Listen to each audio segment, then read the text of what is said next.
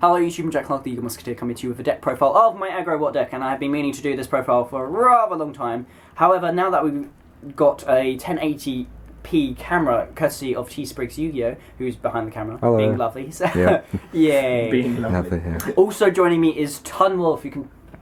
You have permission to troll the video just that once. I've done so many takes of this video, so I'm trying to get it done as fast as possible. So There'll be a bloopers somewhere. there'll be a blooper video probably. So yeah, let's go down to the actual deck itself. First off, we got the free of the Watt Dragonfly searches for any of the Watts in the deck. In addition to being just an awesome recruiter, it also activates when it's destroyed by a card effect as well.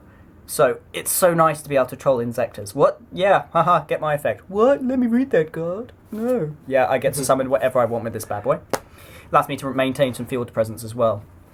Next off, we have Stratos. Burn it! Burn it! We got Watt Cobra, which when he attacks directly, I can search for any of my Watts, which allows me to, if I don't have much of field presence, then I can search for Dragonfly. Or if I want to go on the offensive, I can search for a Giraffe. Or if I want to troll my opponent with Exeases, or if they've got tokens, then I can go for my Pheasant. If not, then I can just go for another Cobra and get a gadget kind of milling grooviness effect going, which is awesome. Next off, we've got 3 Giraffes. Now, this is an iffy number. Some people like only running 2, some people like using 1, and some people are weird and don't like using it at all, but we don't like those people. But they can go burn. But, since this is AggroWatts and I'm not using the Hopper Watts at all, this is invaluable. I mean, in addition to some of the other card choices, which I'll get to later, being able to freeze all of my opponent's cards' effects for main phase 2 is so goddamn useful. It allows me to open up so many more plays. So if my opponent's got back row heavy and I'm thinking, oh shit, they're going to a Solemn Warning one of my cards, so I'm like, I'll hold off until main phase 2, attack directly, and then I can make all my plays main phase 2 without being interrupted or anything. Plus, with 1200 attack points, he does the most damage out of any of the Watts. And he's fucking he's a giraffe, man! Look at him! Giraffe, a freaking neck! Indeed. Anyway, next card. I'm using 1 copy of Pheasant. Some people don't like using Pheasant at all, some people like using more, but I like using just the 1 copy. Of course, it can be searched via Cobra or the Dragonfly, but of course, it attacks directly, does 1,000 damage, and... Or Sang. Oh, of course, it can be searched via pretty much everything in my deck can be searched via Sangan, so that's fine as well. But most of the time, you'll be using him for like those odd cards that come at you, and you kind of like have no idea how to get around them. I mean, so I attack directly. His effect, the effect of all the Watt monsters to attack when they direct. No, I mean when they do a direct attack, their effects are mandatory, so he has to activate. So sometimes I'll have to remove himself. But most of the time, I will remove and play my opponent's Xyz monsters, which means when they return during the end phase, they won't have any material. So, yeah, fuck you, agents, with your Gachis and Zen mains, bitch. But yes, also, and if my opponent, if he can't do anything, then I've just got another 1,000 attack point direct attacker, which can be searched, which is always very nice. And that's all the Watt monsters. So next off, we've got Sangan, because he can search for everything. Literally, all the searches. All the searches, in addition to Cobra and Dragonfly. This deck is stupid consistent. It's very, very good. Next off is Honest, because it's a light deck, and Honest is so good at being able to just troll.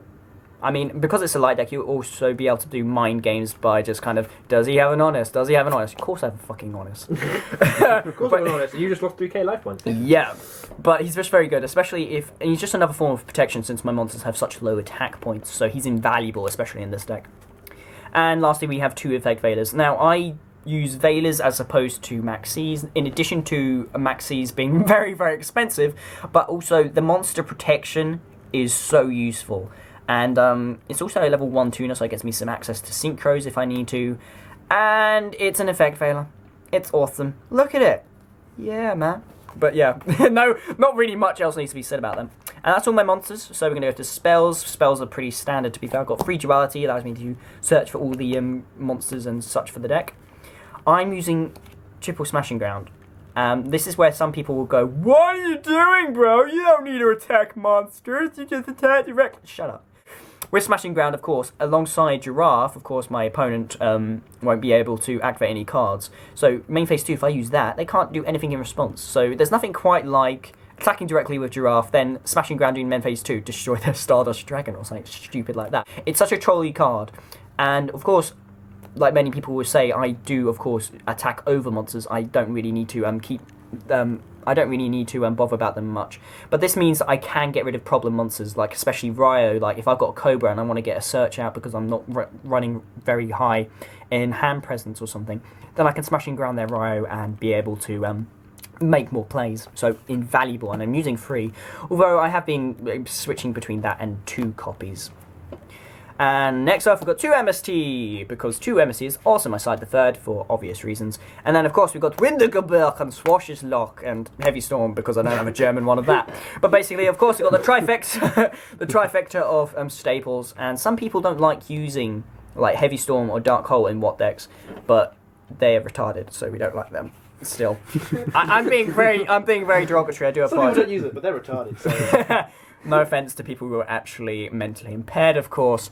Next off, I'm going to go to a trap card. So we've got 3 Threatening Roar, and we've got 2 Wabaku. This is the chainable protection of the deck. Of course, since we're not running hoppers, we don't have the monster-based protection, so I have to rely on my back row a hell of a lot. So the back row is very important. But of course, in this kind of a format where we've got Insectors and they're just kind of trolling, what you want to have a field? Fuck you, Insector Hornet. And then so of course with this I can set it and then I can chain it. It's fantastic. They'll MST it, I can chain it. It's such a fantastic card, and brilliant these are. And of course with Wabaku I can always just troll my opponent with my sided Watt Squirrels. Which I know. I like 5 chainable traps of form of protection. I used to run 3 of them, but I found that this was a good ratio simply because I want to draw a good combination of traps and monsters in my opening hand. So I think 5 is a good number, especially in AggroWatts. Next off, we have got 2 Drentals, because obviously I want to kind of maintain my field presence, but a lot of the time, because of the nature of the actual cards I'm using, they won't be able to maintain field advantage. So this will allow me to at least upset my opponent's tempo. And it's freaking torrential, man. You can run 2, damn it. Also fantastic against Sam's, just kind of, haha, you want to summon your 5th monster? Lols. But yeah, it's just a very, very good card. Next off, my troll card. I love this card so much. Now, I would normally recommend you use Dimensional Prisons, especially since it can get rid of problem monsters as well and upset your opponent's field advantage more.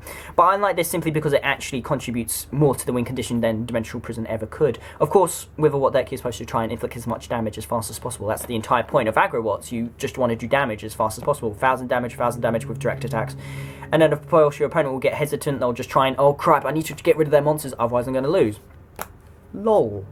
Just lol. This is a game-winning card. I mean, in addition, I side Lava Golem. Yeah.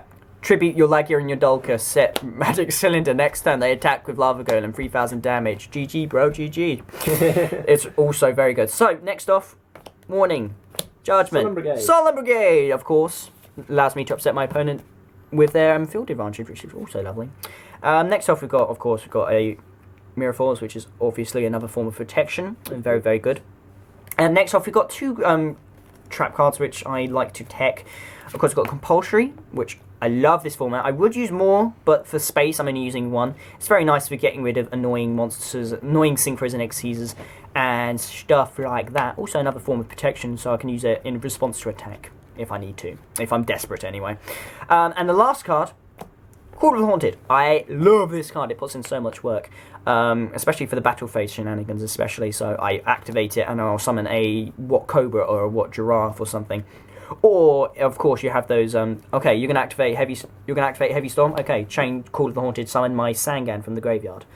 Of course, you'll need to keep in mind that you can't do the same trick with Watt Dragonfly because it needs to be destroyed by your opponent's card effect. So keep that in mind if you are going to be doing battle phase shenanigans with Call of the Haunted. Next we're going to do the extra deck where we've got just 2 Utopia. To be fair, I've got a full extra deck, but you don't really need to do much with the extra deck with Watts. You don't especially need to go into anything unless you're teching one of their Watt tuners because they're searchable and can be special summoned by Dragonfly and Cobra respectively. But most of the time, if you need to, you'll be going into Utopia, but most of the time you won't even need to. So this is just always good to fall back on. So yeah, that's pretty much it. Anyway, that was lovely, wasn't it? Weren't you? Wasn't I just lovely? And I'm trying to be coherent now. But yes, I'm Jack Clark, the Eagle Musketeer. Of course, I would like you to go check out T-Spriggs Yu-Gi-Oh! And Ton Wolf. There'll be annotations on the screen and in the description down below, of course. Annotations at the top left of the screen will take you to a previous video. Annotation at the top right will take you to a future video. If it's not there, they'll be there soon. I am Jack Clark, the Eagle Musketeer. More videos out to you soon. Goodbye.